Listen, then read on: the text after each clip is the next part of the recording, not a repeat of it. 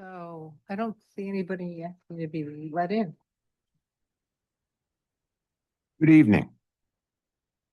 The Red Bank Historic Preservation Commission will hold a regular meeting on Wednesday, April 15th, 2026 at 7 p.m. at 90 Monmouth Street, Red Bank, New Jersey.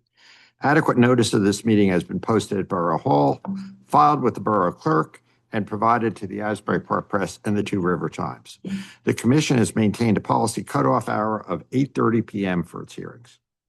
Let's start with the Pledge of Allegiance. Please stand. Pledge allegiance. To the flag of the United States of America and to the republic for which it stands, one nation, under God, indivisible, with liberty and justice for all. May we have roll call, please? Lou Almarini, Present. Marjorie Cavalier, Present. Liam Collins, Present. Paul Cagno, Present. Karen Schmelzkoff, absent, Anthony Sotero, absent, Michael White, Present. Matthew Cummings, Present. and Betsy Valera. Thank you. Meeting minutes of the meeting of March 18th were included in the materials distributed in advance of the meeting. Do I have a motion to approve the minutes? I'll make the motion. Thank you, Marjorie. Do I have a second? Think, Michael, are you taking your head yet? Second. Okay. Thank you, Mike. Oh, last meeting? No, Oh, okay. sorry, no, not me. May I have a second from someone who was at the last meeting? Thank you, Matt.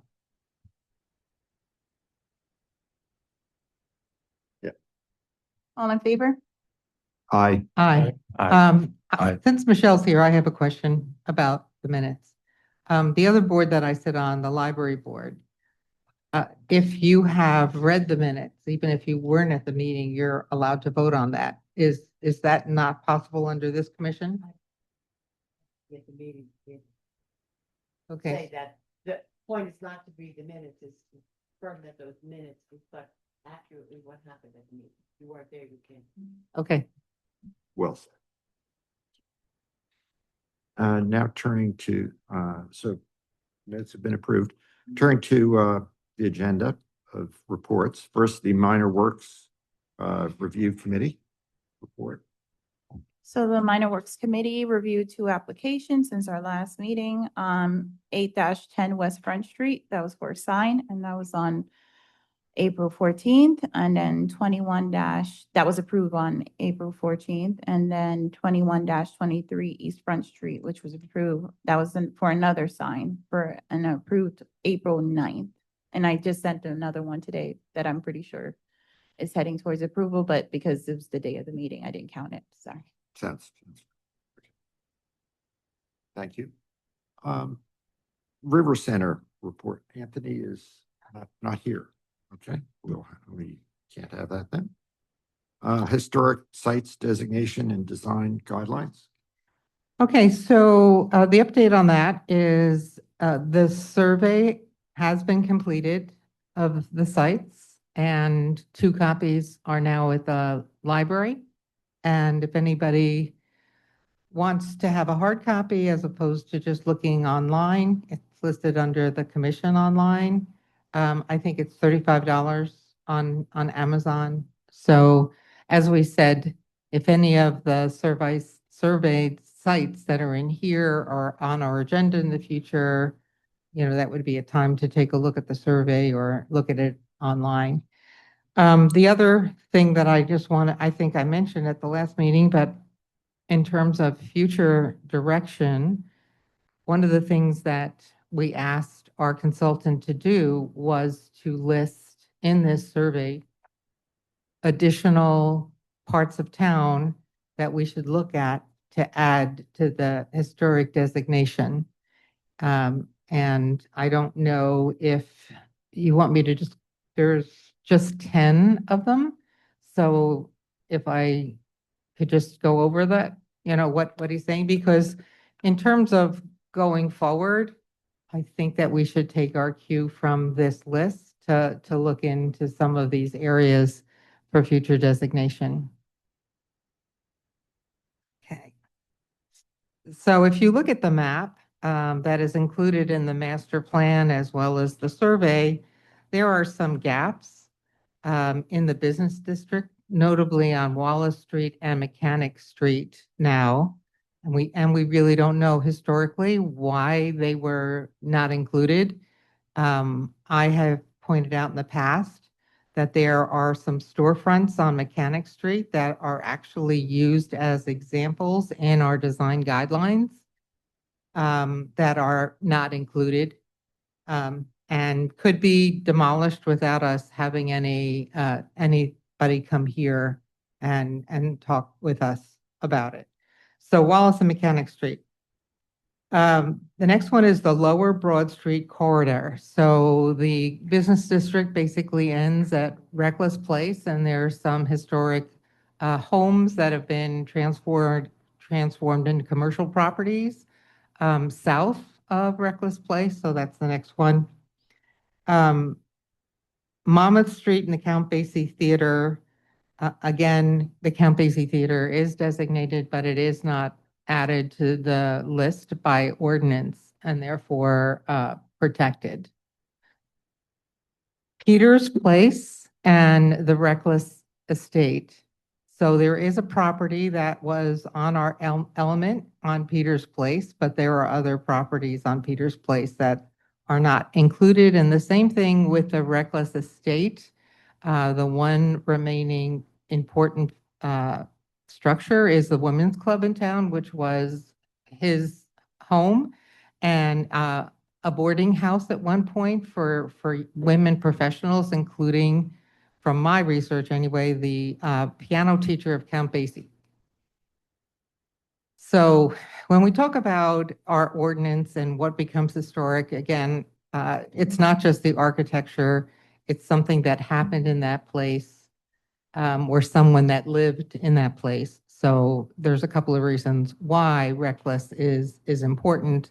And I guess a year or two ago, we attempted to look at Irving Place, which was a part of the Reckless estate and is named for someone in the Reckless family. So that's the next one. In that same neighborhood, we have Leroy, Waverly, Irving, Arthur Places neighborhoods that reflect suburban growth in Red Bank. The sixth one is the Maple Avenue corridor. And then the seventh is Rector Place and the Sigmund Eisner complex. So we're familiar with the Galleria being the factory, but there are other businesses associated with Eisner. One of his headquarters is one of the historic buildings on Broad Street, but there are other places that were notable for the beginning of his textile business.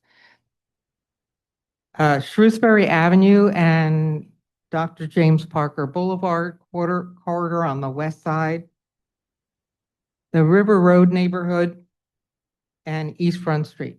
So has a couple of properties, but not all the properties are listed or designated. So going forward, I think there should be a discussion with the commission as where we should focus our efforts.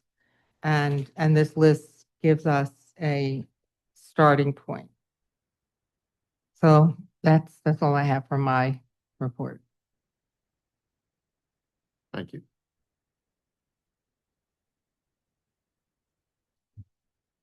Turning to old business, we'll start with 4042. What about are we going to move, point of order, the certified local government? Oh, I'm sorry. My fault. Yes, next item on the agenda, the certified local government designation report.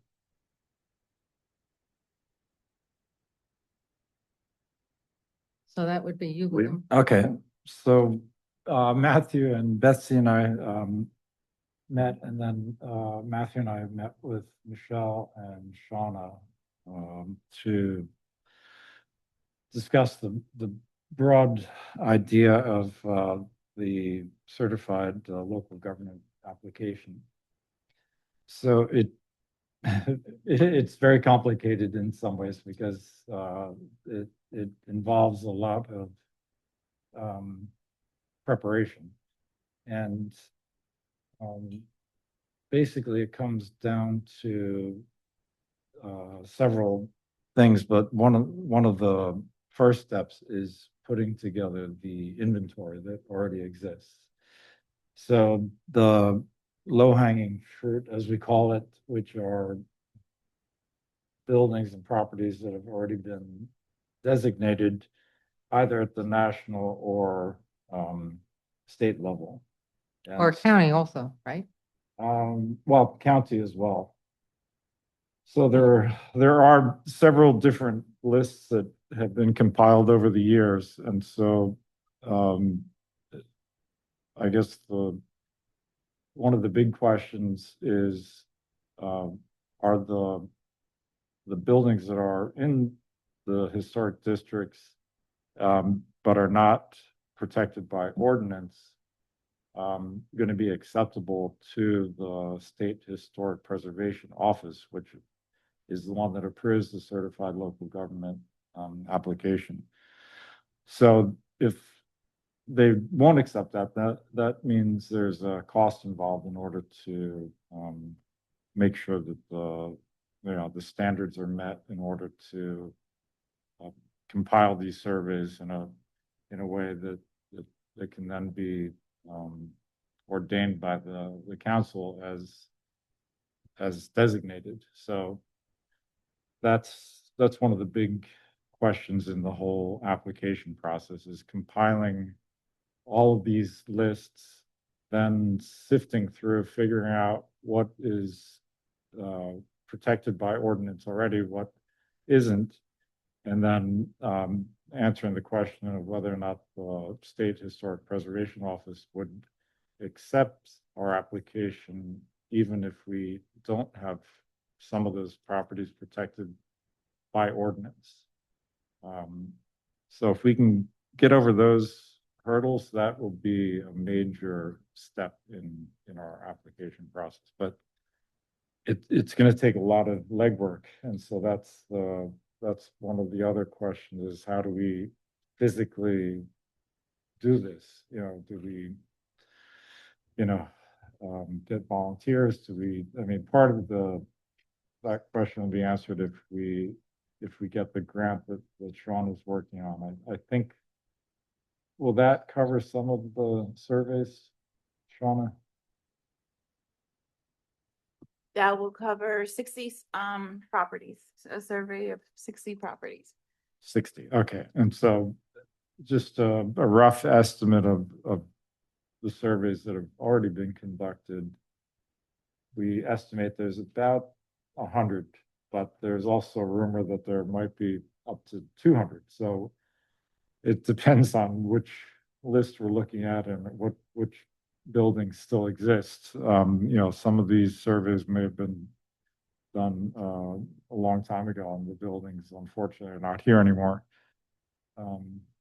But can I ask, Liam, is it also your understanding that we don't necessarily have to have a comprehensive list? We just have to demonstrate that a substantial number of properties are historic and surveyed to go forward? In other words, if there are 200 properties, we don't necessarily have to document all 200. We just have to demonstrate that we have a sizable number in Red Bank? I don't know, but it's a good question. I I don't know, but it's a good question. And we'll find out if it's a certain percentage or if it has to be every single one. I don't know if anyone else knows that answer, but Well, I am on the panel in June at the conference in Morristown. And I think Matthew said that he was going to go to that. So Matthew will be there. Anybody else besides Matthew and I, Shauna, that you've submitted our fee for? Okay, so we could buttonhole the people at the state level and ask them some of these questions. So especially since Matthew, you were a part of drawing up these questions for Michelle from that subcommittee. Maybe you could make that your mission to kind of get friendly with these folks and, maybe even kind of get some guidance and get a person to be our champion, so if you're going to do that, that would be great.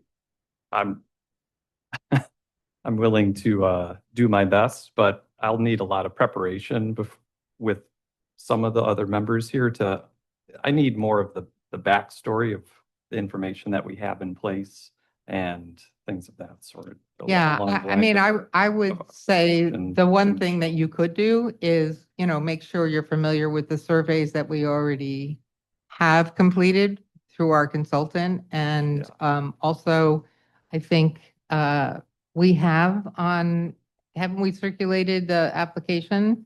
And you've gone through the application, right? Matthew and Betsy, you were part of this coming up with the questions meeting? Yeah. Yes. So, I mean, that's a start. I mean, we're not going in there as an expert. We're going in there kind of saying, please help us and give us some guidance and, that kind of thing. So, yeah. Okay. So We'll have to maybe, have some other side conversations and Yes. preparation for that. Yeah. for sure, for sure. So the main thing that we have to work on is the surveys that exist and compiling the list into a master list and then making sure that the surveys meet the standards of the State Historic Preservation Office. So Michelle's going to answer some questions I'm then? not sure what the question is, quite honestly. What is the question? Well, I mean, I've just gotten this, that your correspondence. Right, I haven't done a tremendous amount on it. It was asked about, I was asked about CLG. And I basically kind of, in some respects, I dissuaded or attempted to dissuade the use of your energies to CLG, but instead focus on some other things that I think that the state is likely to look at and that would then get you, far ahead of the process. So I recommended that other actions be taken, like firming up what has been surveyed, what's on the national and state registers that is not protected by ordinance, all that kind of little housekeeping, I'm kind of calling it low-hanging fruit, but it's really important things to do. And so was my recommendation. If you start it is unfortunate, and my letter basically says, the state has not made CLG certification easy. And they have a lot of grounds in between that they look at. I would really like to see you really do a lot of things locally first, really strengthen where you are and what you're doing. Finish up with the survey, follow up with the recommendations that Steve Smolin put in about expanding your designations and, building, and then, go CLG. I mean, and you need to get money from the council for CLG. This is, sometimes and I think that Ms. Tingley, I think her name is Tingy or Tingley, that she does this and she starts analyzing grammar and looking at commas and periods, and it's time consuming and not necessarily productive of a good result. So you need money to do it. You need to get money from council. I'm not sure that you have it in your existing budget. You have some money in your existing budget and you have a lot of important tasks that you can undertake short of going there. So all that, like you said, the preparation work on that preparation, really build your foundation. Michelle, one thing I was unclear of after our conversation was what are the specific costs associated with the application of which you're referring to right now? What Well, are those expenditures. So the state has those CLG, the state has CLG guidelines, which I had distributed in a prior letter. And there's a lot of very technical items that you would put into a CLG ordinance that are not dictated by the municipal land use law. So, we have an ordinance that complies with the land use law, goes beyond the land use law. I think you have a good, strong ordinance, but there are a lot of technical items. You have to arrange for training. The MLUL doesn't require training. There are a whole series of different requirements in the COG standards. Those are there, they're laid out. The COG standards are dictated by the National Register law, not by state. But the state now puts another gloss on top of them, and depending upon who it is that's looking at it, sometimes they just want something drafted differently. It's not substantively different. It just has different requirements to it.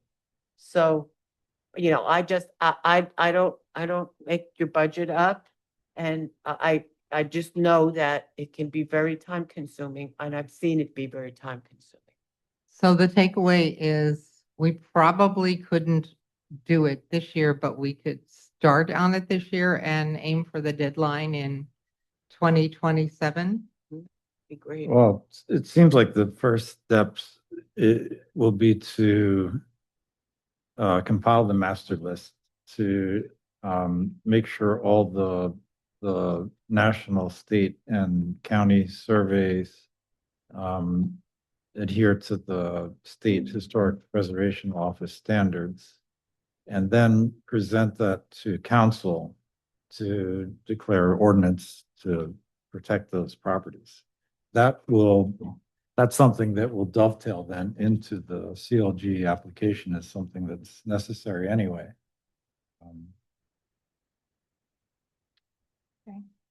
Okay, so it sounds like there's a lot of work we can do before actually completing and submitting an application. And we should focus on that work. And come in looking like a star, having completed that. So, Shona, you said that you were working on the annual report to submit to council. Part of that is goals for 2026. So I think that we should let them know that we're starting on this process. And I wonder, is there any way we can, draft people into helping us? Because it's a lot of work, just all the research, compiling everything. And I'm not sure if a history class at Red Bank Regional or, maybe Karen with, Monmouth University. Monmouth University. Well, and I had coffee with Karen recently, and she said that she's been approached by some people in the neighborhoods who are interested in maybe even advocating for their neighborhood to get protection. So maybe there are some people who is that you were talking? Karen. Oh, okay. Yeah, who's not here. I was hoping she was here and would share that. But what I'm saying is that we could put out that we would look for people to assist. And Michelle, that would mean that we could have 3 commissioners on that committee, but we could have other volunteers helping without breaking any rules. It's not 3. You take the conservative rule, which is what is a Supreme Court, New Jersey Supreme Court decision, which indicates that rule, it says effective majority. Okay. Effective majority, not a quorum, effective majority. So you have 4 as an effective majority. So if you had 4 people voting as a quorum, an effective majority of 4 is 3. And you can't have an effective majority under the Open Public Meetings Act without notice. Now, there is an alternative, and that is that simply you put out notice, but you'd have to go down to 2 in order not to offend the conservative rule, which I go by what the Supreme Court says. Kind of. So, Okay, follow-up question. Effective majority. That's Right, the right. statutory But- word. But, all right, let's, as an example, use the Minor Works Committee. Yes, That is a group of three of us. yes. I think that she's putting it out. Don't you have notice on your website that you have a minor works committee meeting? No, We don't meet any, like it's as the applications come in. it has been our understanding that. As needed. Yes. Okay, well, it really, you really have to notice an effective How many majority. members are there? Ordinance designates three, allows for three. No. Oh. How many Yeah. members of the commission? It- I thought seven. Seven. Right. So Seven. three is less than a majority. Eight. No, you're not, no. eight with Karen. No, Oh, it's not not. nine with Anthony. No, it's two alternates. Oh, Can't count, seven can't hold members. it. so seven. You have a 7-member agency. A majority is 4, Mhm. and that is what would be your quorum, is 4. Right. The Open Public Meetings Act uses the term effective majority. Effective means it's the majority that could vote in an approval. So if someone came to you, you have 4 members. You need 3 votes to pass it. That's the effective majority. That's what the Supreme Court states in the Rhea Finnegan. Okay, I'm just going to quote from the ordinance on page 8 of the 22. The members of the commission appointed by the chair at the annual organization meeting make up the Minor Works Committee. So it shall consist of the chair and 2 other members and shall be responsible for approving minor applications. Right, So the 3 are Lou and 2 others. right. That doesn't matter what Lou and 2 others are. You have 3 members. They are that committee. If that just creates them. There's another body of law called the Open Public Meetings Act.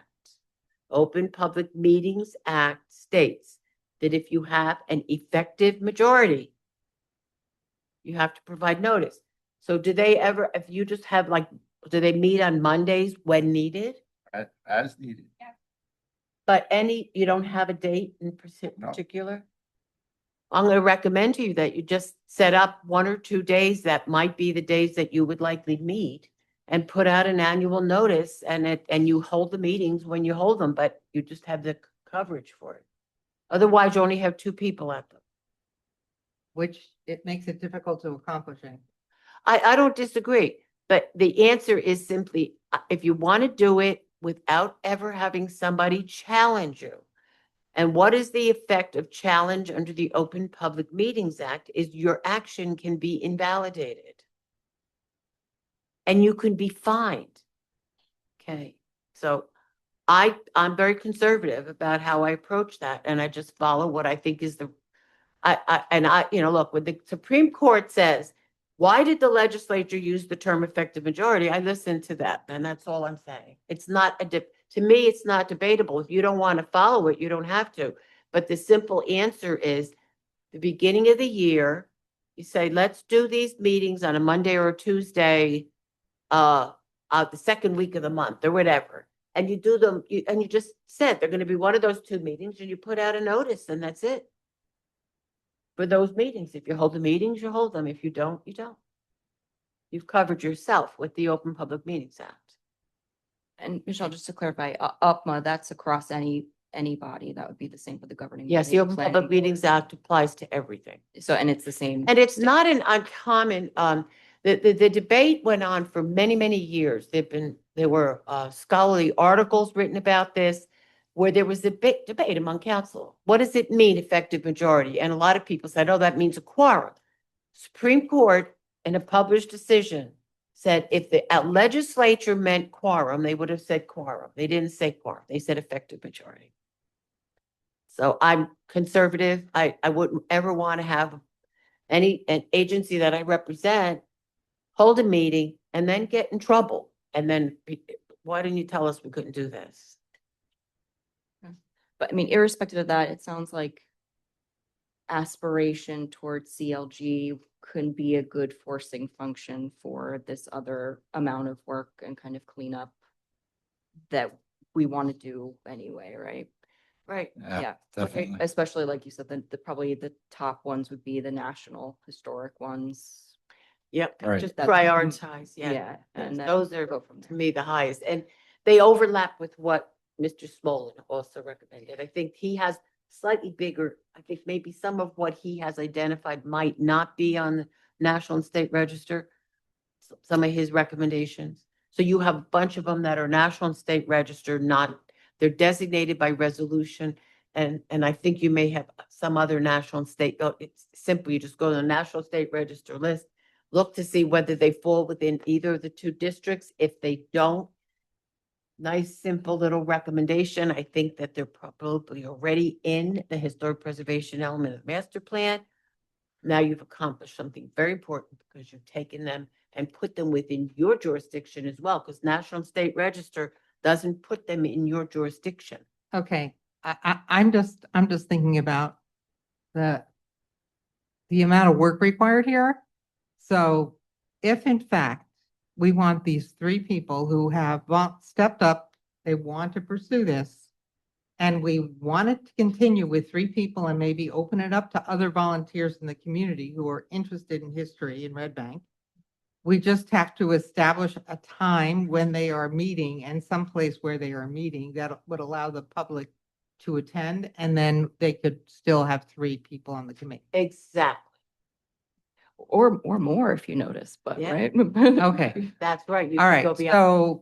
so going forward, it seems to me that I think the public library would be open to using one of their rooms upstairs.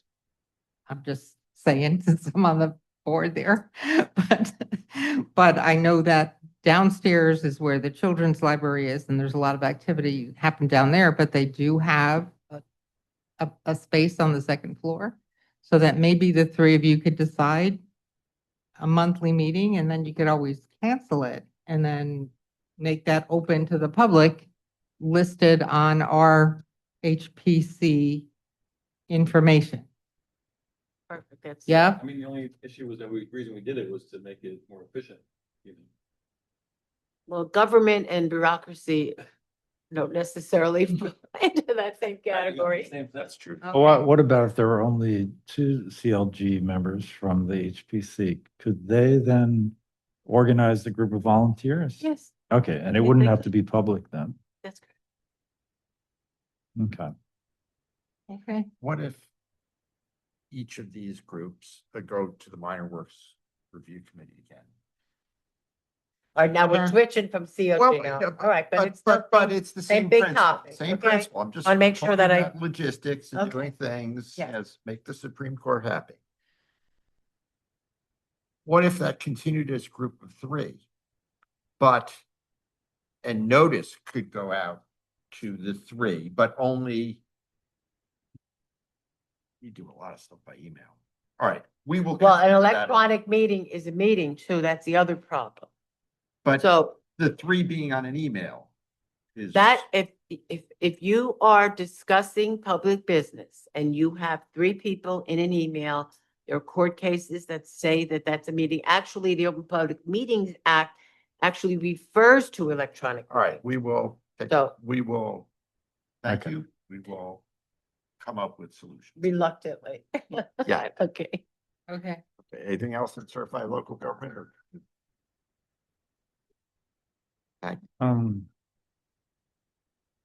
Okay, Were there things that Michelle wanted to cover?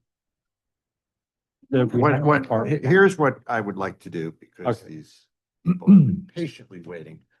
So what I'd like to do is move to 4042 Broad Street, and we'll go through that topic. And then to the extent there's any follow-on discussion on CLG, we could go back to. Okay. Mike, you're gonna have to use your, sorry, the mic. Rose, I can't pick it up in a minute.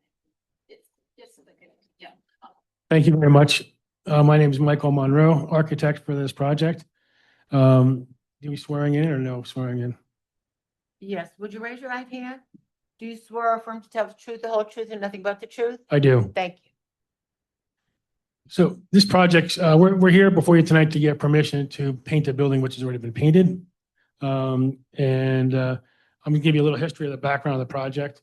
I was involved in this project early on. It was putting a fourth unit by rights in the building and doing some repairs. Actually, I met with this committee when it was still informal over at English Plaza, maybe 2.5 years ago. I don't think anyone here was up there, I don't believe.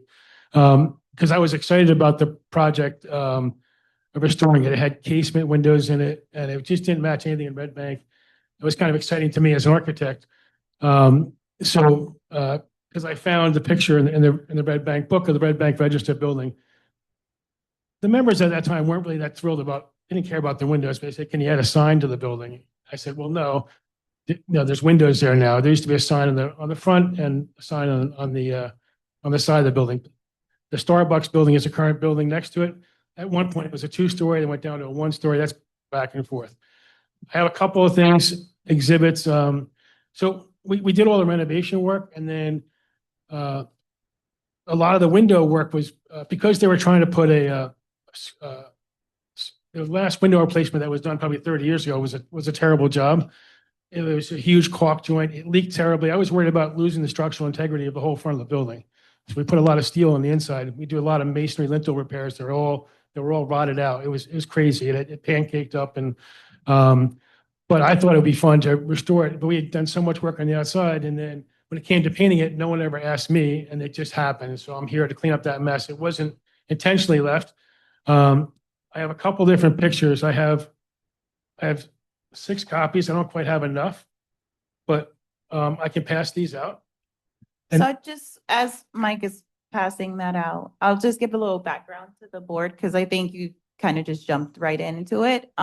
So this started off why we have you here is because several board members, commission members saw that there was work being done to the property. And we realized that a formal application wasn't submitted to this board. And so code enforcement violations were sent out. And now you are here before the board at the request of the board, even though the work is already completed and done. But at the request of this board, they've asked you to kind of come and represent the applicant to explain what happened and how come you guys finish the work pretty much without getting approval, and to understand all the work that was done. Because I think we see the paint, but we don't know exactly what other exterior improvements were done. Okay, yeah, that's all correct. And yeah, I put copies of the notices and the violations in the packet that I submitted to you. So yeah, I can answer any questions about how the project went along. I said it was mostly interior. We had some structural damage. The owner there was some deferred maintenance in the building, tremendous amount of deferred maintenance. So everything was replaced. HVAC hadn't been replaced in a long time. Electrical upgrades, mostly the second floor. There is 3 units on the 3rd floor of the building, which were existing.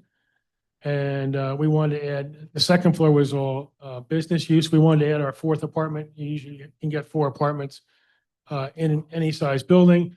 We want to make the back half of that an apartment. We applied for a zoning permit and got it. And then the front remained an office. So through the work of construction, like I said, we had some damage to the exterior, and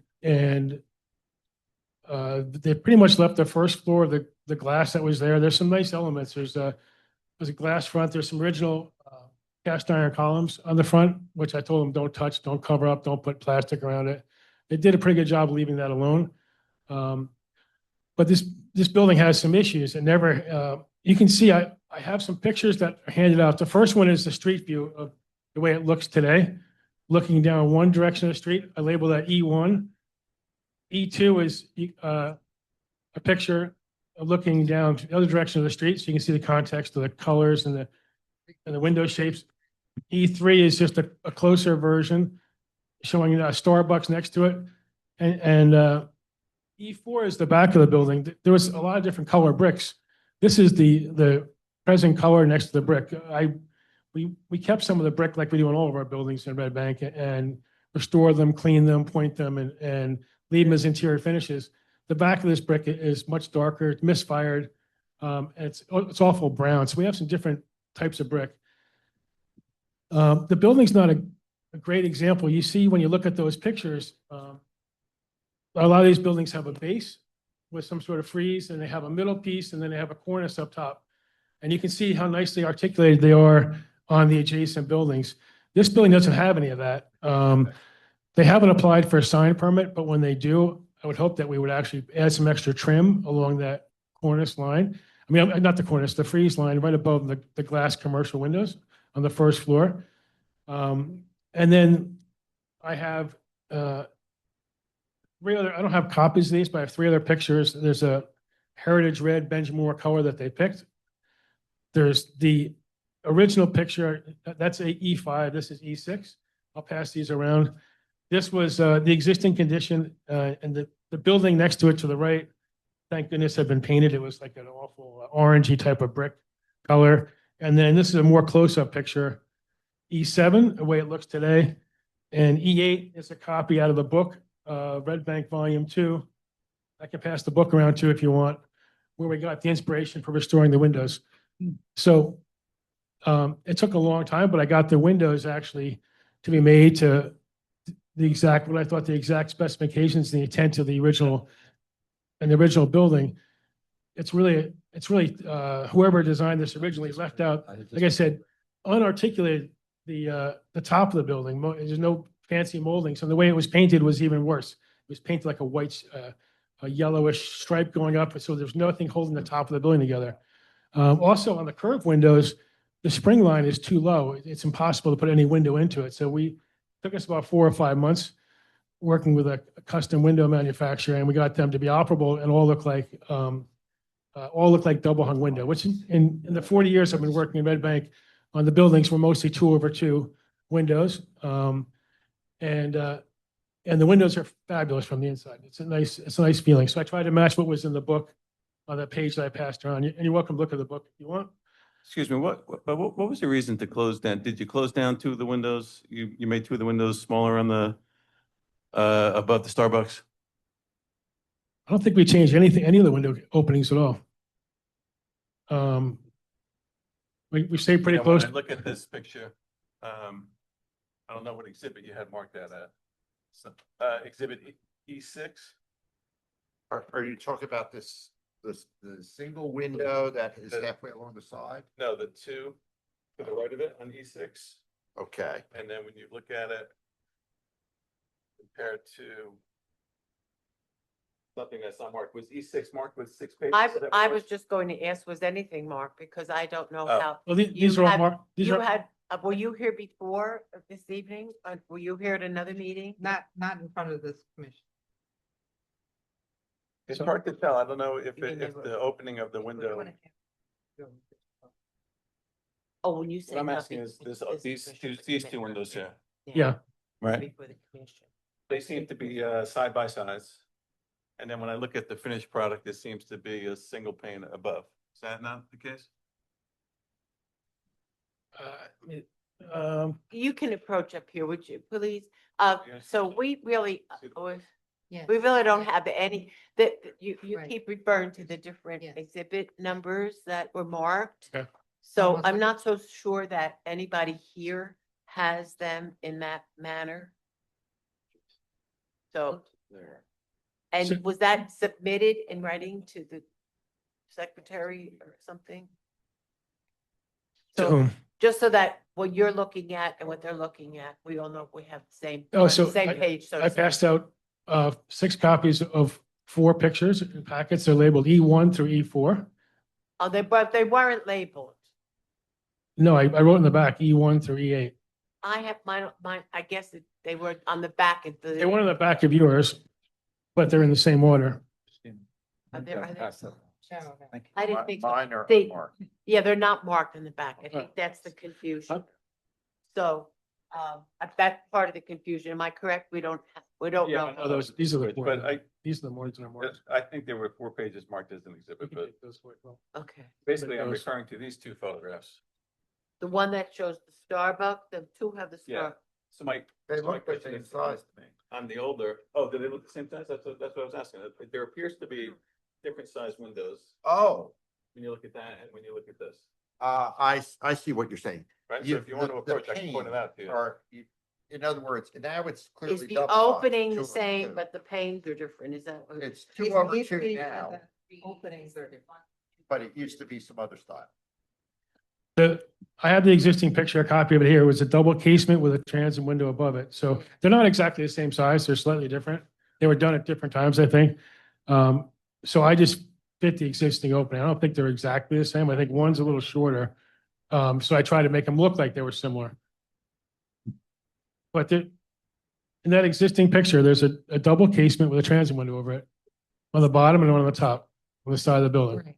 You can That's see the that with existing. the Yeah, scans. and I- From 2019. Right, and so then I made it one big double hung window to match everything else. Yeah, so I mean, That's just, covering them. It actually looks better. Yeah.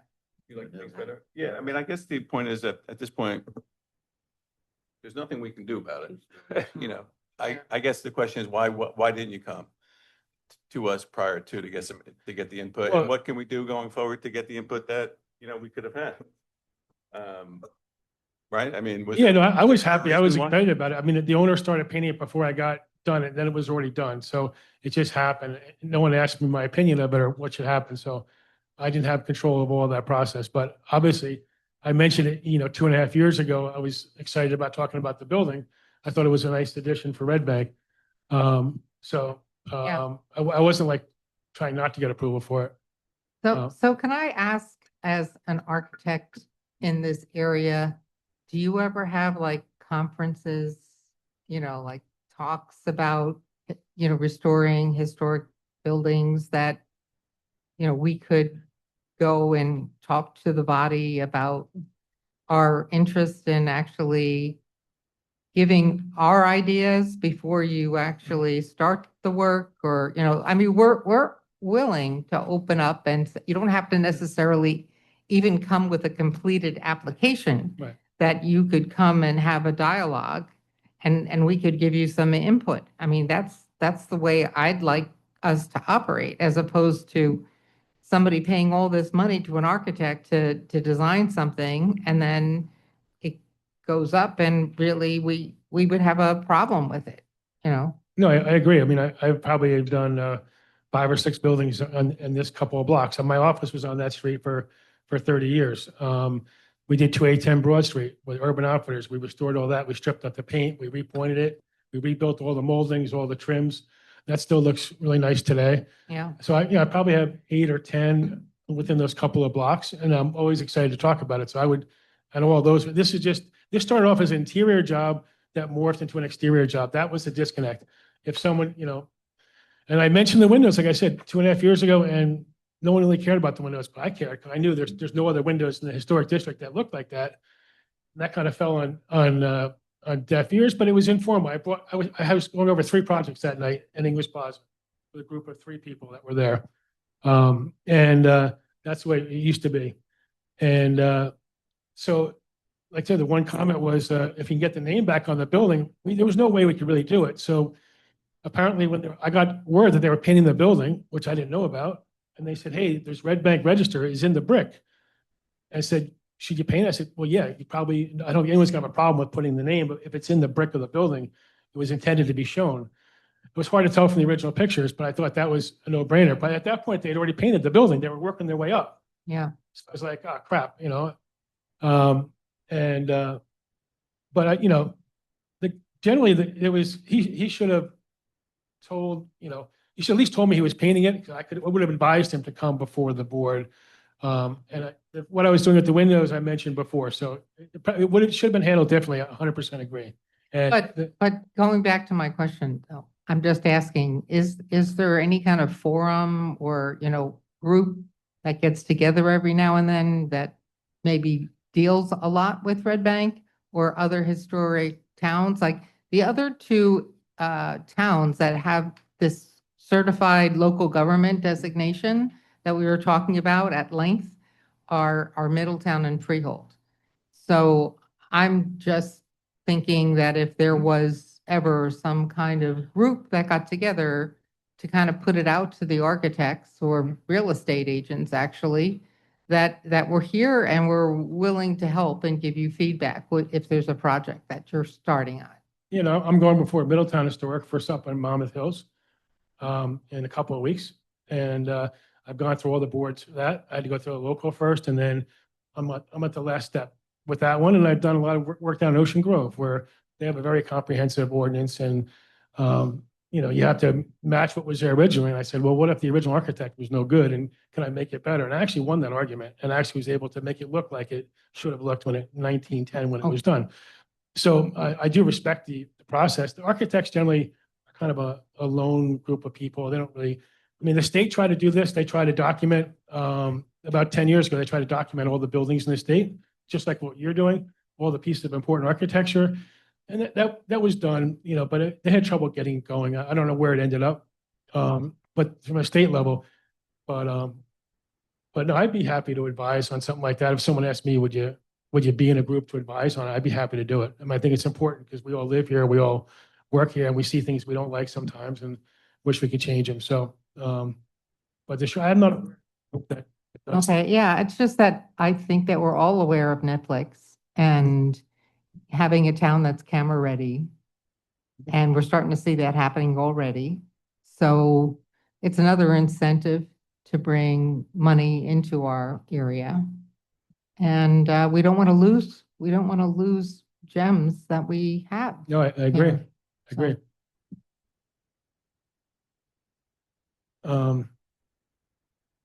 That's it, right? Yeah. Okay. I don't have any more. Any other questions or comments? Appreciate your coming. Thank you. Normally, we would have a vote to see if we approve the, Okay. Well, we've No, done. but it's different this time. yeah, So, this is a little different. yeah. But So, these 4 copies are the ones that are marked 1 through 4.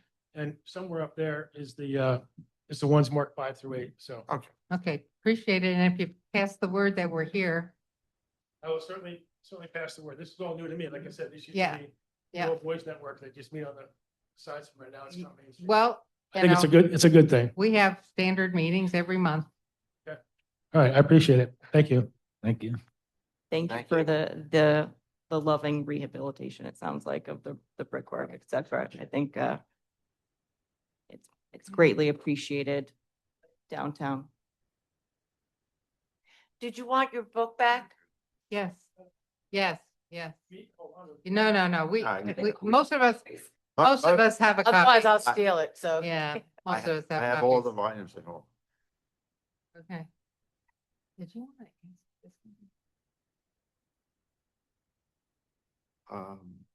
Okay. Should we, so that concludes 42 Broad Street. Why don't we go through the rest of the agenda, then we can go back to the CLG. Why don't we, Well, someone's waiting here. yeah. Oh, well, that's what okay, I'm saying. yeah. Did- Did you have any comments? Yeah. So can I just ask, are these on agenda item comments or non-agenda I item? can comment at the end or whatever. is No, best for well, you. we're just concerned about your time, so. Yeah. Oh, no, I'm, We'll just make nothing it going easier. on tonight. I'm hanging out. I just wanted to introduce myself. My name is Derek Fisher, 139 Bridge Ave. Live in Red Bank, but I'm actually a commission member of the Point Beach Historic Preservation Commission. Okay. So we're just, always down to make a new connection and share some resources, share experiences like this.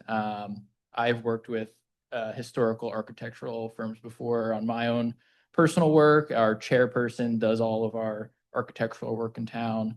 And we vote on everything. So this was pretty interesting. I didn't know about that. I met Anthony at a handful of historic conferences. I do digital preservation, done work with the T. Thomas Fortune Cultural Center, doing 3D models, virtual So do I. tours. Oh, yeah. Education committee. for Oh, the- I'm talking to Holly right now, working on something for Yep. Brookdale. Yeah. So just introducing myself. Good to meet you all. And, So, yeah. I don't know, are you aware that we just produced these two things? No, I just learned about it tonight.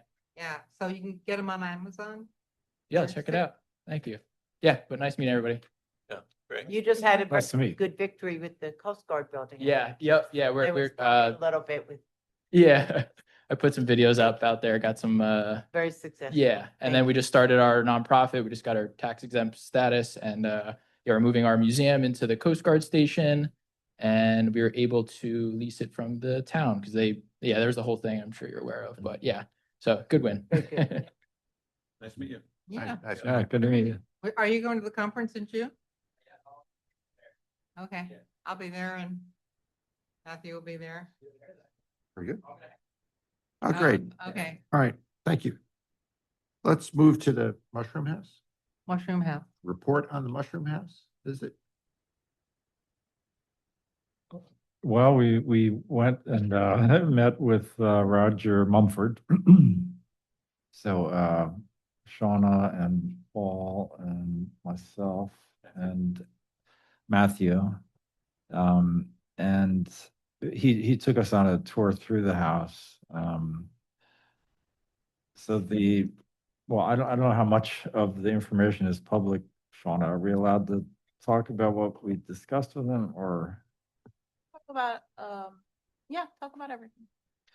Okay, so basically, he has purchased a parcel of land that consists of several different properties. I think it amounts to about 6 or 7 acres, which is right across from Food Town. The Mushroom House is on the corner there, and it's kind of a iconic house. I mean, it's got beautiful shrubbery and kind of unique architecture, but there's also the Atlantic Club, the Carpenters Hall, which is on Maple Avenue and Wyckoff Place. And then the building next to the Mushroom House on Broad Street, which is a big, I don't know what period that would be from, Victorian or? Which building are you talking about? Across the street? Is The apartment? next. No, the building right next to, right next to the Mushroom House on Broad Street, Oh, just down from the funeral Oh, it's parlor. right next to the Perfect couple of- Smile Dental Office, and it's been like boarded up for a long time, it looks like. Some beautiful turrets and. Oh, it's not occupied? at this- It doesn't, I don't know, is it occupied? Yeah, I think it's been vacant for Yeah, it a looks like while. it's in disrepair. Yeah, it's just storage area or. So anyway, it was more or less a courtesy call on his part because, again, this is I think an ongoing issue in Red Bank where a developer buys several adjacent properties, they sit on them for several years, and then, at some point they say, oh, we want to build whatever. And it seems to be the case here as well. He's the person that did the azaleas, Yes. yeah, on Hudson Avenue there. Azalea Farms in Shrewsbury? No, Oh, Azalea Gardens, yeah. across from the middle school. There's townhouses. Catty corner from the middle. school. Yeah, it's still in Mumford. Roger. Formerly Used to of be Maxwell and Maxwell Mumford. Oh, yeah, that's right. Yeah, but And- that was years ago. He's been on his own for a while. Yeah, and he did the Fortune House also and the development behind the Fortune House. So we were trying to persuade him to maybe integrate or reuse the Mushroom House somehow, and it doesn't seem like that will be financially feasible for him. He was sympathetic, but again, he's a businessman, so it looks like what they're going to do is they'll, I guess, petition the council to take over Wyckoff Place, or Wyckoff Road, that small street in between Food Town and the Mushroom House, and then develop that whole 6 to 7 parcel land, a 6 to 7 acre parcel land into 64 units. He did say he was going to try to incorporate some of the materials. Yep. Yeah.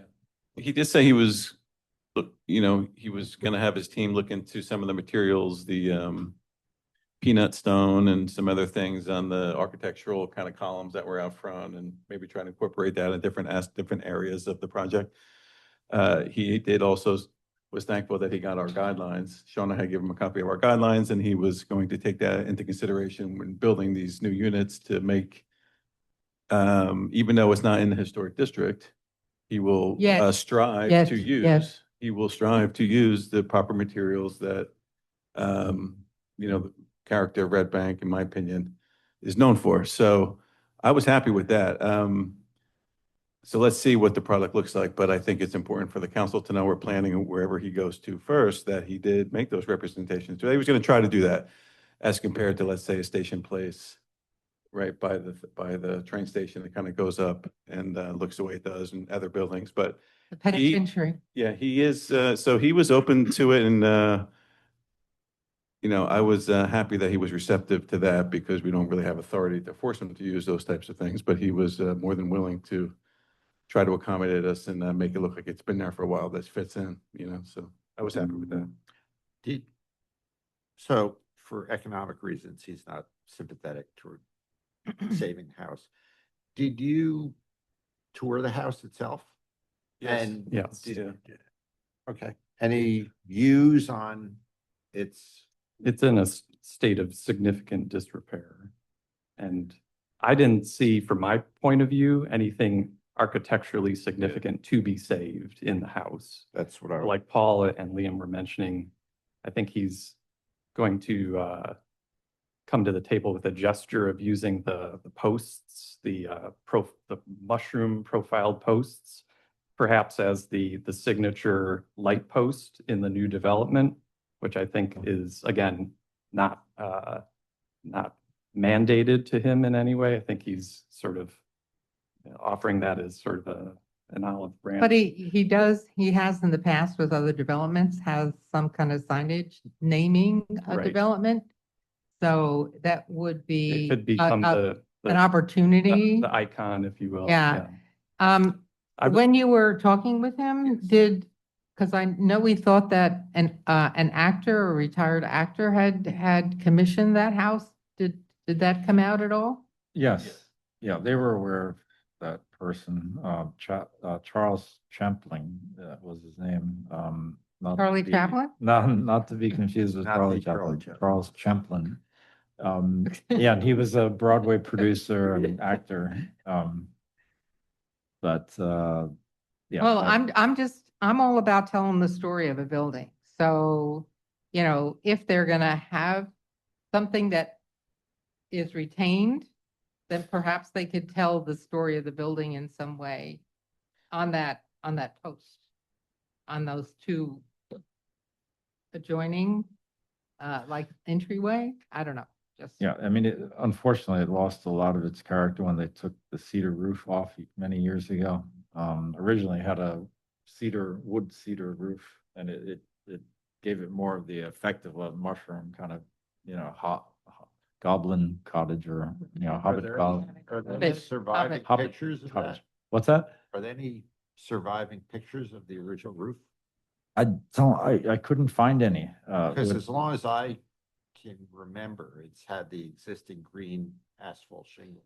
Yeah, I remember when I was a kid, it was green cedar shingle, Because Hmm. my best friend's grandparents lived in the house next door, the one that's gonna get torn down as well.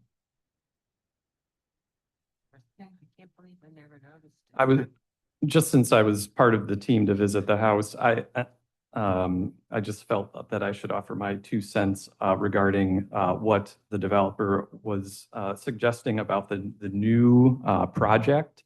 Unfortunately, I'm a bit more skeptical than Paul is about what the actual architectural value of the new development will be vis-a-vis what we show in our guidelines as what we value from the historic buildings in town. I regret to say the developer didn't appear to exhibit fluency in traditional architectural language, that we, which is why we're all here. So, I guess we'll see if we ever get a glimpse of the future renderings. But, there was mention of a gambrel roof or a mansard roof that would sort of cap the townhouse development. And my takeaway was that I think maybe it's a good faith effort to incorporate items from the guidelines, but there's a bigger point though, that it's not about just sort of applying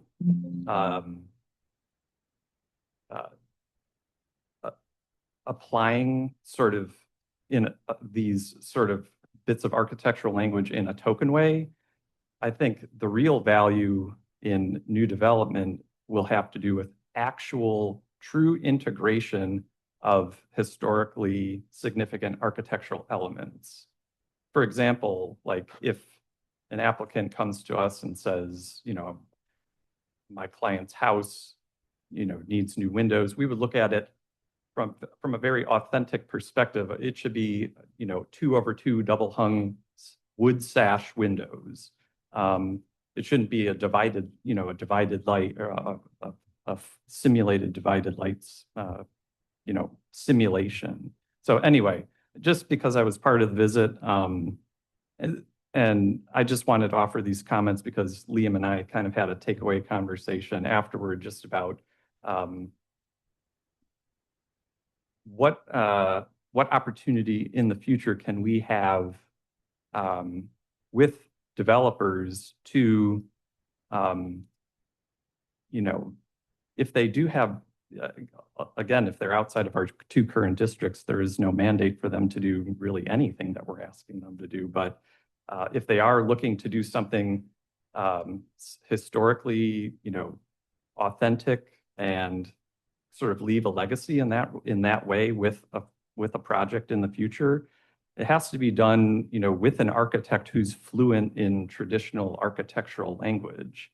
It's not about applique or sort of lip service to a gambrel roof. So I'll leave my sort of stump speech there, but. Well, I think you make a good point, especially since we're dealing with a developer who is sympathetic to maintaining the character of a neighborhood. So when he developed and donated to redoing the Fortune House, he took the step to make sure that the apartment building behind it somehow reflected, didn't seem very different than the style of the Fortune House.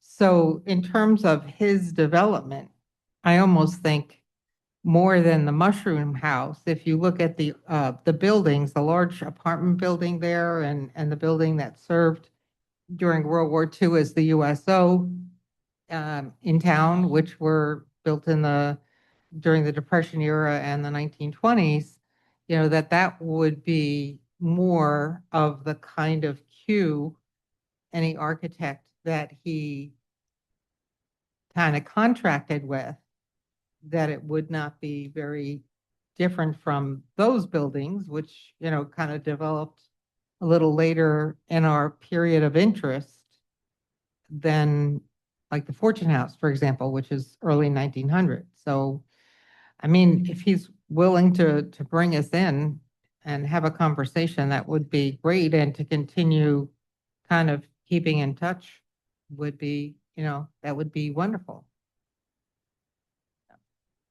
Shauna, do we know yet what flow for reviews and approvals this plan will take? We're just beginning. Just so folks could follow in theory, like, is this rehabilitation and a redevelopment plan, or is it zoning or planning or what have you? But obviously, I was just saying, like, just trying to understand which boards this is going to go to. So obviously, I know you Probably not this one. but so folks can be there as well to I mean, advocate. clearly that area is not zoned for this, is my understanding. Yeah, well, that was very helpful. Yeah. And I'm sorry to hear that even that there was nothing that could be taken away from the inside of the building either. You know, It's, you know, and That was it's just my opinion about what the state of that building was. I don't know if you two had a different sort of. I didn't take anything, no historical significance per se within the house, you know, regular, nineties hardwood floors, you know, low ceiling, kind of mixed match levels, you know, yeah. I don't know. I mean, you buy that house, you gotta rip the roof off because it's, you know, the roof, it was just, I don't know. yeah, it's. Nothing compelling to me, and quite frankly. Unfortunately, it doesn't really, it is not of a style that is, that you think of when you think of Red Bank. Yeah. It's almost, it's a style that doesn't outlier. exist in Red Bank, really. Yeah. It's quirky, yeah, so all the more difficult to Yeah. to integrate it into its surroundings. Yeah. Yeah, I think if you were you referring to what was originally the VFW building, which is Yeah. now professional? Yeah, Correct. I think that's the nicest period building in that area. Mhm. And I think, you know, that what was originally the VFW building, across the street from Food. Oh, the Crust old- Brothers. Yeah, that's a out- beautiful apartment building. Oh, No, it's the doctor's office, I think. Oh, I'm It's the building that is south of that. It's closer to the Walgreens. okay. It's Across next- from Food Town. Sorry, Directly I'm across. still the new guy in town. Oh, It was the old Elks. It was the Elks Club before the Depression. They lost it in the Great Depression. Right, yeah. and that's where they had the USOs. Yeah, but it still has on the top of the building in stone that it's That's right. the Elks. Mhm. But that building is architecturally pleasing, I think. So is the I big mean- apartment building. Yes, in a different way, On different. Pinckney, and that was sort of ideal, that it's high volume, but it's got lots of recessions from the road, lots of landscaping, lots of detailed touches, Spanish mission style stuff everywhere. So It's really great. I would love to see that building style. Right. Right, and not the Azalea Gardens, which could be anywhere in the country. Oh, that could have been dropped in. Yeah, Could have been a storage yeah, unit. yeah. Agreed. Okay. Gonna be blunt. Okay, Historic Trust Grant. thank you. Now, we have Historic Trust grant applications as the next item. Yes, so we have submitted to the Historic Trust, the deadline is tomorrow, actually, for 2 grants. We are applying to the Historic Trust Tourism Grant for, close to $9,000 for 50 plaques, from See My Legacy. To be placed on 50 properties throughout the Broad Street District. We have to get property owners to sign off, so they have to provide us with a letter saying that it's okay. I plan to be working with Marin and a few of the members of River Center, since they own a lot of the properties, and I've already got received confirmation from one of them that he's willing to. Especially when he owns Jack's Music Store, so he said he's willing to put a plaque there, and he's willing to help me reach out to the property owners to get their permission to put the plaques on. But to submit the application, we don't need the letters. We have until August 8th, I believe, to receive the letters and submit it to the Historic Trust. But as of tomorrow, our packet is going to be submitted to the Historic Trust. So can we get a list of who is getting the letters? I believe I dropped that in the, I just saw the agenda. Maybe I in didn't. in the Portal? portal. It's part of the packet. Yeah, I It was believe part so. of the packet? If not, then that was my mistake. I don't know. I just saw the agenda. Maybe I looked too fast. But I'll resend that out. So that's the Historic Tourism Grant. The second grant that we're applying for is the MCRP grant through the Historic Trust. And that is for a new historic preservation element. Stephen was nice enough to provide us with a proposal for that. And he would be consulting with Banish Associates, which is funny because Frank Banish was my professor Yeah. at Rutgers at one point for one class. So it would be nice if we decide to proceed with Stephen for this, to work with him again. But that total cost to do our historic element would be 38,000. And then to do 60 historic architectural survey, intensive architectural survey. So that grant is combined to do a historic element and another intensive survey. How many buildings in that survey? That would be 60. So in going through the grant, I saw that you're more likely to get selected if we do a disadvantaged community. If you Like survey. environmental justice community? Yes, so we're more, our application would be more favorable. So I know in talking to Marjorie, she's always wanted to focus on the west side, to do a survey of the west side. So I think we'll have the grants more catered to doing the survey on the west side. And that is actually one of the areas in Stephen's architectural survey that he did for us. He recommended that area along Shrewsbury Avenue. So we have put in for that. I'm just trying to find the his proposal. Sorry. For So that means it- the majority of the buildings would be on the west side or? Yes, Okay. just because, I mean, I think we can mix and match, but I think a majority, because we did put in that, we'll look at the under, I forgot the word, Well, I'm sorry. I personally, one of the reasons is I mentioned the Eisner complex and the, the fact that they were so integral in us becoming a commerce center and employing so many of the immigrant population at that time, at the turn of the 20th century.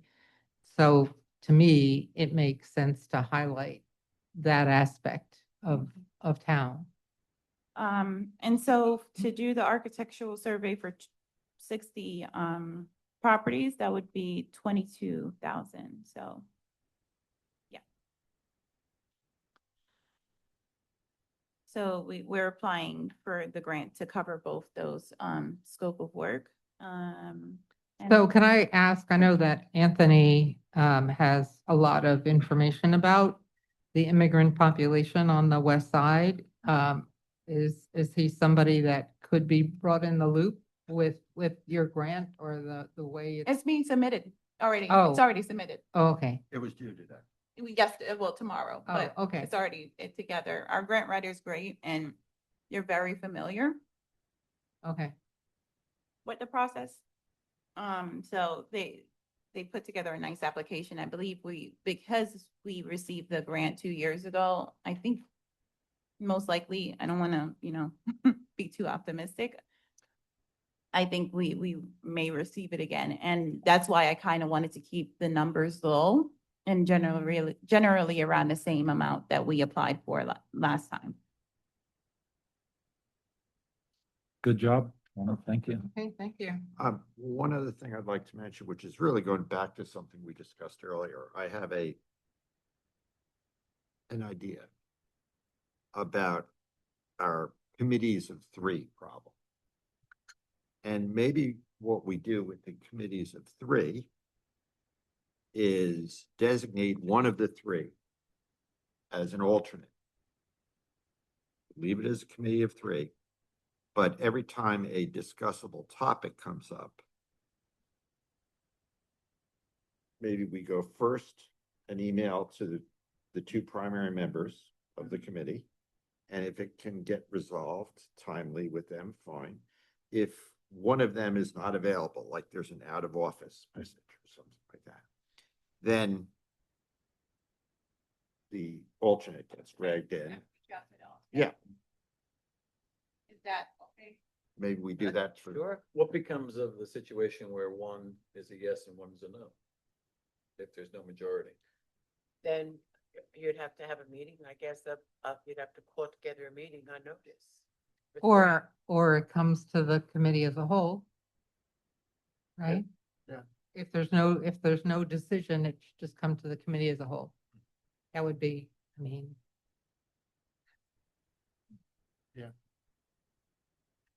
Well, I think it's something to think about. And I really, if we could get more community people involved in it, in some way. So some of the committees or the meetings maybe should be advertised, and just like we did at the library when we talked about the design guidelines, have an open meeting for community members to come. So maybe that becomes part of the process as well. You know, that when we get closer to having everything together for the CLG, to have a special meeting just to discuss that. I mean, we can add at the chair's discretion, you could call an emergency meeting or an additional meeting to get the input from the public for cooperation. So how do we move forward then with the CLG? I mean, if there's three of us on that right now, do we, as the HPC, have to decide? Because we voted on that. Because I think we feel like it's more work than even a group of three can handle. And now we're being told it can't be a group of three. Well, that was. Well, you could, not that you can't have a group of 3 or more. It's simply, if you do, you need to advertise it. So it would mean that you could select certain potential dates when you would meet. And everybody has it in their calendar, and it's a predictable date. Send out a yearly notice. You don't have to send it out for every meeting. Okay, so, So what it's not that exact- you can't do it, it's that you have to advertise. all right, and what would be sufficient? So what notice would we have to send out? It's a notice under the Open Public Meetings Act. It just says, the committee, CLG committee, let's say, will have scheduled meetings on first and third Wednesday or the of every month, or whatever the dates that you want to select. Subject, and they're all subject to cancellation. So- Meetings are subject to cancellation. So- Did we do that? And we do that with. Yeah, but the fireworks? problem is that there isn't a lot of space available here in town How hall. about the meetings which can be is by why- Zoom? I don't know, as I suggested earlier, if somebody on that committee was able to identify a time that they could use one of the smaller rooms at the library, a particular time, and then if you, just like what we did with the design guidelines, it was the last Friday of every month, and you put together something like that, and that's where the three of you would meet. But anybody of interest from the public could also come, but you'd have to have a place, like we met at the River Center Conference Room. So I don't know, just an idea, because I think it's gonna need more than 3 people even, so we'll see. Just to confirm the kind of work we're discussing, it sounded to me like looking at the national and state historic registers, Mhm. finding the Red Bank properties there. And then Mhm. also, are we working backward from the sort of acknowledged property list that we have that might also be need to move from recognition via resolution that wasn't quite firm? Well, to- in the master plan, some properties were listed, and it was mentioned at what level they were designated, but whoever never followed up and suggested these properties by ordinance be established. So wasn't that the point of the historic sites designation? So technically, the Historic Sites Designation Committee and the CLG Committee are doing the same work. And see, because you're correct. There's like And this, so, so look, I'm kind of technical on procedure.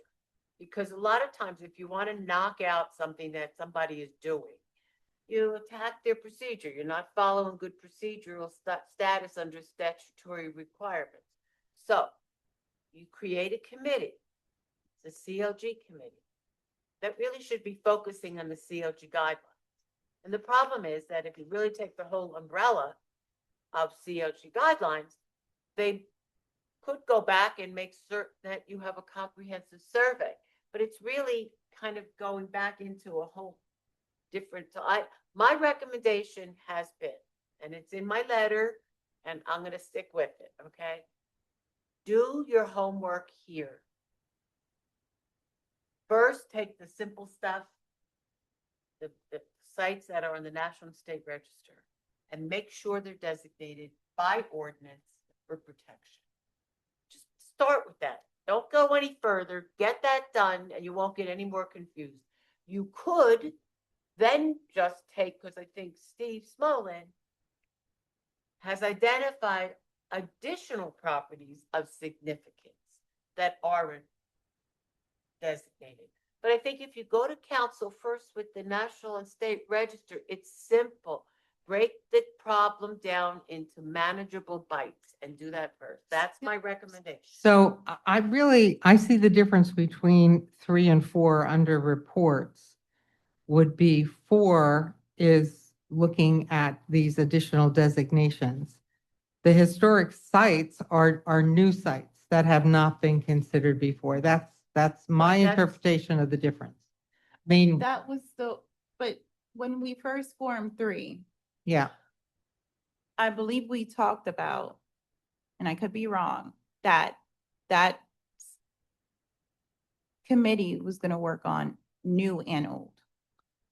Or compiling a master list. right? well, Or- I mean, No, it was that they were going to work on new and old designation. so there were 2 parts to the grant. The first part was coming up with the design guidelines, and the second part was the survey. And so as in the 2 books that were produced, one is the design guidelines, and the other was the sites survey. So that's pretty much, No, so we had formed this committee before we got the grant. This committee meaning, The historic sites designation, that committee was formed before we received the grant. And the whole purpose of it was to work on designating existing and new.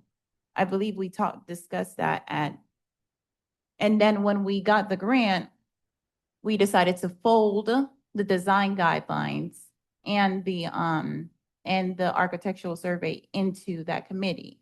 So we weren't creating another committee. okay, so do you want to disband that committee? No, I just want to know what the difference is between the Well- 2, so everyone we're not duplicating the work, not really duplicating, but we're phasing out one, because I think now you've just handed over a designation to the CLG. And so what is this, the historic I sites? I just looked at we're it doing? as new, as I said, like part of this, of the architectural survey, that page that I listed were new sites to look at. The CLG, I see that as looking at sites that have already been designated at some other level, not looking at new sites. I think you better go back over the CLG guidelines, because I think that there's a lot of blending of things that aren't necessarily CLG. What happens is that state agency, when they're looking over your CLG, there's standards. I distributed them last week or so. There's standards. If you look at the standards, they don't really say what you're saying. What is happening is you're kind of expanding on them, because it is not uncommon for the state, without necessarily looking at the CLG guidelines as written, to expand and say, do you have a comprehensive survey? So it's kind of like a chicken and an egg. I would stick with your historic sites committee, let them continue that work under the guidance that has been set up previously. And if you can debate this, but you should just start something. Well, I tend to problem solve by breaking the problem down into different components, because I find it easier for me personally. So if you know that you have sites that are on the national and state register and they're not designated by ordinance, that's an easy fix. Go for that. You can, then you can say, now we have a bunch of other sites that we've identified through this survey that we had done by So, Steve. so the first part, what you're saying, falls under the purview of 4. Yes. You're talking about the agenda now. Yeah. No, yeah. No, I'm just trying to. 4 sort this is certified local government. As Shauna said that they were redundant. And I would. Just asking for clarification all right. on what. Again, Okay. what, I have a question. Falls So- under 3. Yeah, listen, for what it's You're worth. you're just getting yourself off. Just take the topic of what should be designated and protected and put it into one category and focus on it and forget where you think it fits. Is it CLG or not? Just do it with that committee. That's my recommendation. Because otherwise you just keep debating, what does it fall under? No, I don't. That's think like so. the I don't think they're gonna precursor. be- At I- our I- last meeting, if I may, It's Okay. at our last meeting, when I recommended that we create a CLG committee, what I had in mind at that time was that would be the committee that organized getting together everything necessary to make application to be a CLG.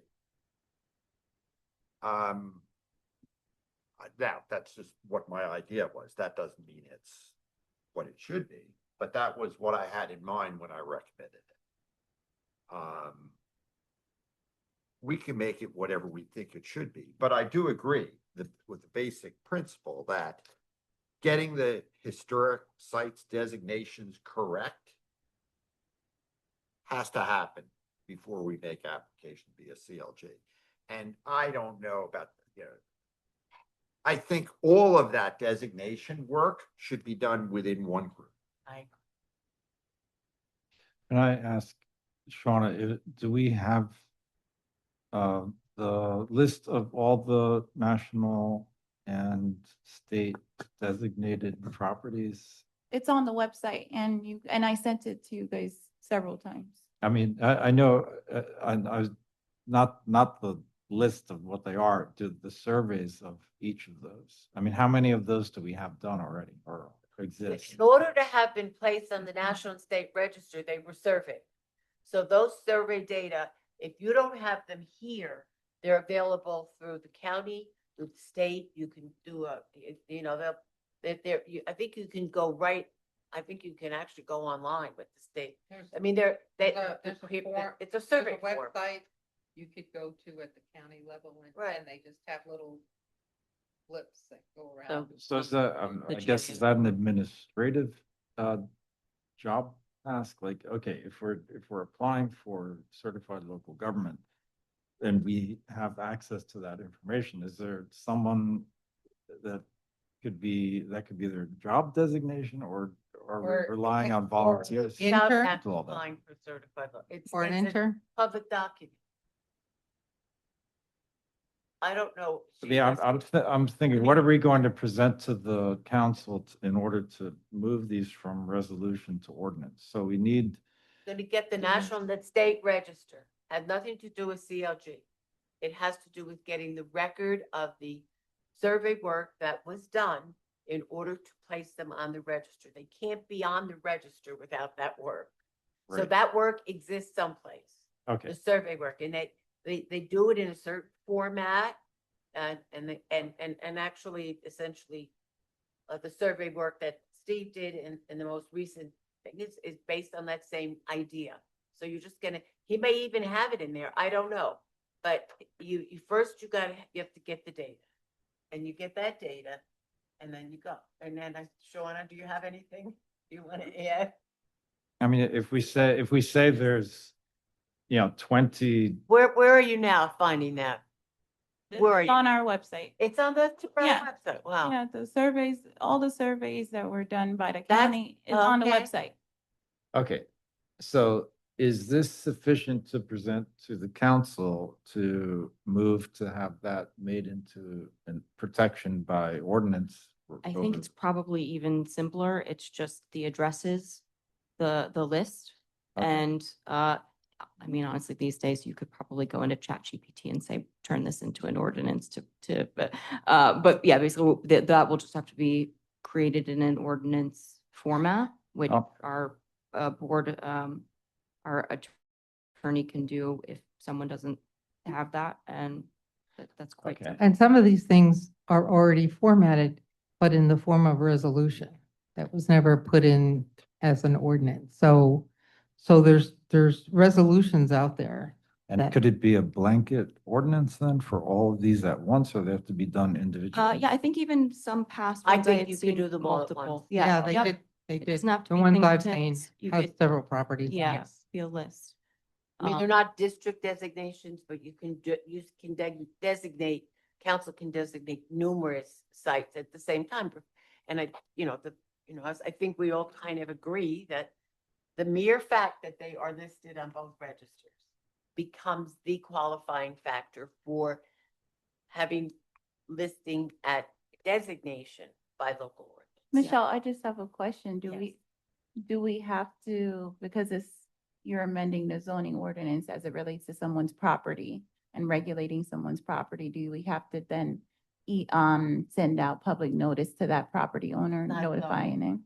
I just want to know, so I don't have. It's to fill out historic a- designation. Mhm. Now, again, if you do a reexamination report, Mhm. then you do not need notice and you eliminate any question. But technically, historic preservation is an overlay. Right, It's not really zoning, right. but, So if to avoid I, any question, you could just adopt a reexam and then you don't have, then there's no question. so if I was to draft the ordinance, taking the resolutions and turning it into an ordinance, and I give it to council for first reading to amend the historic preservation ordinance to incorporate these sites as a historic site, individual landmark site, and then it goes to council for first reading. The notice that's just for the ordinance is sufficient enough. You have a reexam especially. Okay. So I could coordinate with Greg and make sure, but the other thing you want to make certain is that and I think my recollection is when they were doing the historic preservation element of the master plan, I think there were recognition of, if they already identified in the historic preservation element, that's the other necessary component. So is it in, because under the state law, under MLUL, you designate them as historic, provided they're identified in the historic preservation. So we would want to check that. Didn't you tell me they're doing a new historic preservation element?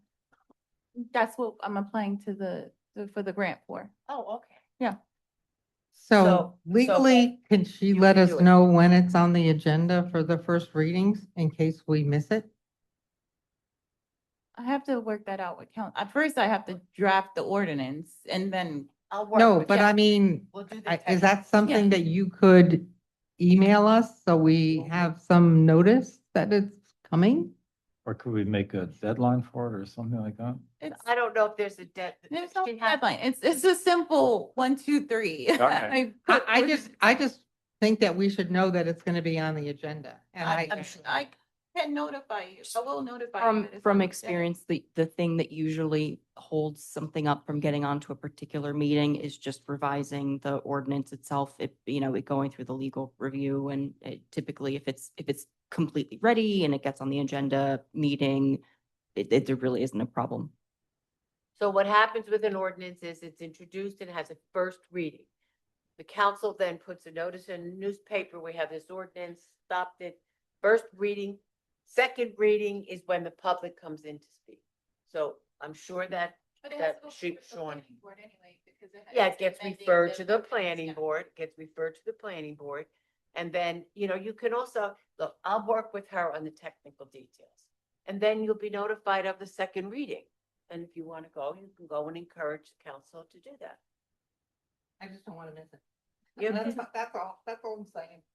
I don't think there's any problem. And then part of that presentation, would they also let the planning board or council understand that this is an important part of the CLG application process?